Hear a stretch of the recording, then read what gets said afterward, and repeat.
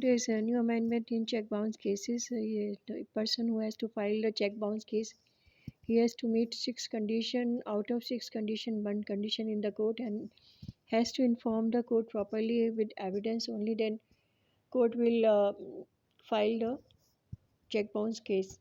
Number one, that person get the check and he has gone to the bank and doesn't receive the money. Then he sent the notice also. Then he has to inform the court that Your Honor, I have gone to the bank and I have not received the money because money was not there, and I have sent him notice also. Secondly, that person has gone to the court and the accused has given the check also, and when he reached to the bank had refused because he told that the amount filled in the check was not matching because he has less money.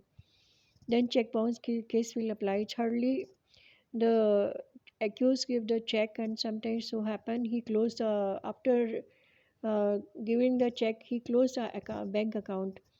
Then he has to inform accordingly to the court also with proof.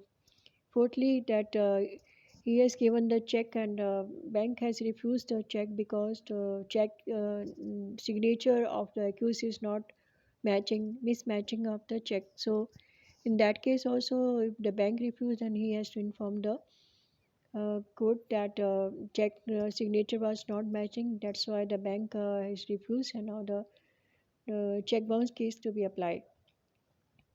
And after that, if the person has given the check and he refused, he closed, he blocked the account and informed the bank that the amount which his account should be blocked because somebody is misusing his account. And in the meantime, the person whom he given the check, he comes to the bank and his check is not cashed, and he has to inform the court accordingly that he has gone to the court bank, and the bank has refused the payment because he unblocked the account.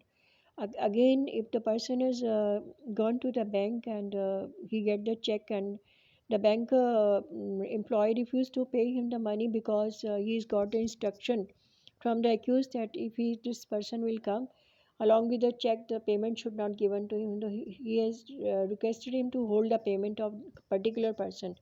In that very situation also, he can come to the court and inform. Out of these 6 conditions, if one condition is fulfilled, only the court will file the check bounce case, and further the matter will be proceed. So these are the essential things, conditions of fulfilling the check bounce case. If you find this information productive, you can use it for your reference. Thank you so much for listening to me. Regards, Pinky Chavla.